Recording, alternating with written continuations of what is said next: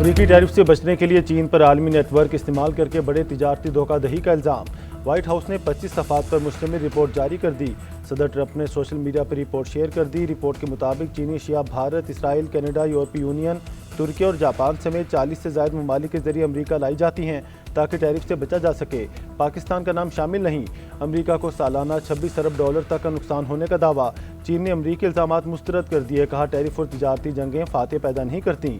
Report ستمبر میں چینی صدر کے دورہ واشنگٹن سے قبل جاری کی گئی۔ یمن کی المخا بندرگاہ پر حوثیوں کا حملہ، 7 افراد ہلاک۔ بندرگاہ پر آپریشن معطل کر دیا گیا۔ ڈائریکٹر بندرگاہ کا کہنا ہے حالیہ حملوں میں بندرگاہ کو 25 سے زائد میزائلوں سے نشانہ بنایا گیا۔ حملوں میں تقریباً $16 ملین کا مالی نقصان ہوا۔ حوثیوں کے حملوں کے بعد تجارتی اور بحری سرگرمیاں معطل ہیں۔ ایران کا قطر پر 3 پائلٹس کو حراست میں لینے کا الزام۔ قطری وزارت خارجہ نے ایرانی دعوے کی تردید کر دی۔ بیان میں کہا رواں سال قطری فضائی حدود کی خلاف ورزی پر ایران سے رابطہ کیا، جواب نہ ملنے پر دفاعی اقدامات کیے۔ ایک ایرانی پائلٹ کی باقیات مل گئیں۔ معاملے پر سفارتی کوششیں جاری ہیں۔ امریکہ کا صدر ٹرمپ کے آبِ ہرمز کو امریکی علاقہ قرار دینے کے بیان پر یو ٹرن، بیان کو مذاق قرار دے دیا۔ امریکی میڈیا کے مطابق وائٹ ہاؤس نے کہا کہ ٹرمپ نے یہ بیان مذاق کے طور پر دیا تھا۔ وائٹ ہاؤس کے مشیروں سے اس حوالے سے کوئی مشاورت نہیں ہوئی۔ ٹرمپ نے نیو یارک میں خطاب کے دوران ایران کو شکست دینے کے بعد آبِ ہرمز کو امریکی علاقہ قرار دینے کی بات کی تھی۔ ٹرمپ کا دعویٰ ہے کہ امریکہ اس وقت آبِ ہرمز میں بحری آمد و رفت کو کنٹرول کر رہا ہے۔ امریکی نائب صدر جے ڈی وینس کہتے ہیں ایران کے خلاف جنگ میں پہلی ترجیح تیل اور گیس کی قیمتوں کو کم رکھنا ہے، دوسری تہران کو جوہری ہتھیار حاصل کرنے سے روکنا ہے۔ فاکس نیوز کو انٹرویو میں کہا کہ توانائی کی قیمتوں میں اضافہ امریکی عوام اور معیشت دونوں کے لیے مشکلات پیدا کر سکتا ہے۔ جنگ کے دوران دونوں اہداف حاصل کر رہے ہیں۔ خلیجی اتحادیہ ایران جنگ سے نمٹنے کی ٹرمپ پالیسی سے نالاں۔ واشنگٹن پوسٹ کا دعویٰ، رپورٹ کے مطابق سعودی عرب، کویت، قطر، امارات اور بحرین امریکی پالیسی سے پریشان ہیں۔ خلیجی ممالک امریکی سیکورٹی انحصار کم کرنے کے متبادل ڈھونڈنے لگے۔ خلیجی ممالک علاقائی دفاعی شراکت داری بڑھانے پر غور کر رہے ہیں۔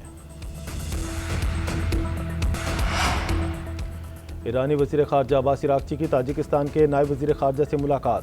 ایران اور تاجکستان کے درمیان تیل کا طویل مدتی معاہدہ طے پا گیا۔ خبر ایجنسی کے مطابق دونوں ممالک توانائی کے شعبے میں طویل مدتی تعاون پر متفق۔ معاہدے میں تاجکستان کو ایرانی پیٹرولیم مصنوعات کی برآمد اور ریفائنریز کے لیے خام تیل کی فراہمی شامل ہے۔ سیاسی مخالفت کو دشمنی میں نہیں بدلنا چاہیے، نون لیگ نے مخالفین کے ساتھ ہمیشہ اچھا سلوک کیا۔ پیپلز پارٹی سے شکوے شکایتوں کی توقع نہیں تھی۔ آزاد کشمیر میں جو ماحول بنا وہ سب کے لیے پریشانی کا باعث ہے۔ صدر مسلم لیگ نون نواز شریف کا آزاد کشمیر کے پارلیمانی اجلاس سے خطاب، کہا آزاد کشمیر کے عوام نے پنجاب کی ترقی سے متاثر ہو کر نون لیگ کو منتخب کیا، ڈیلیور نہ کیا تو لوگ ناراض ہوں گے۔ آزاد کشمیر میں حکومت نون لیگ کی ہوگی، جیسے پنجاب بدلا اسی طرح آزاد کشمیر کو بدلیں گے۔ شہباز شریف آزاد کشمیر کے لیے زیادہ سے زیادہ فنڈز جاری کریں۔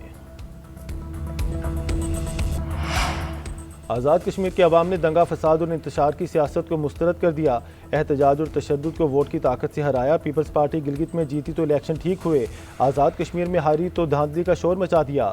وزیر اعلیٰ پنجاب مریم نواز کا آزاد کشمیر کی پارلیمانی پارٹی سے خطاب، کہا آزاد کشمیر کے عوام نے تعمیر و ترقی کو ووٹ دیا۔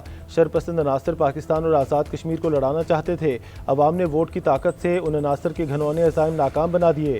پاکستان میں کسی جماعت کا مستقبل روشن ہے تو وہ مسلم لیگ نون ہے۔ آزاد کشمیر الیکشن کے نتائج کو تاریخ میں فارم 47+ کے نام سے یاد رکھا جائے گا۔ سندھ کے سینئر وزیر شرجیل انعام میمن کا رد عمل، کہا نون لیگ نے ایک بار پھر تاریخی دھاندلی کے ذریعے خیراتی مینڈیٹ حاصل کیا۔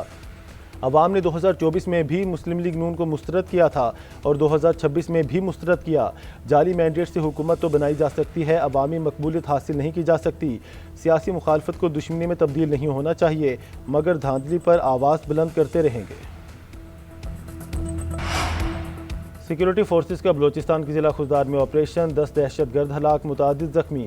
سیکورٹی ذرائع کے مطابق خضدار کے پہاڑی سلسلے شورپرود میں فتنہ ہندوستان کے دہشت گردوں کی موجودگی پر آپریشن کیا گیا۔ فورسز نے ٹھکانوں کو گھیرے میں لے کر کارروائی کی۔ سیکورٹی حکام کا دہشت گردوں کے خاتمے تک آپریشنز جاری رکھنے کے عزم کا اعادہ۔ انڈونیشیا کے ساحل کے قریب 7.7 شدت کے شدید زلزلے نے بڑے پیمانے پر تباہی مچا دی، سونامی کی وارننگ جاری، کئی عمارتیں تباہ، 47 افراد ہلاک اور 1000 سے زائد زخمی ہو گئے، ہلاکتوں میں اضافے کا خدشہ ہے۔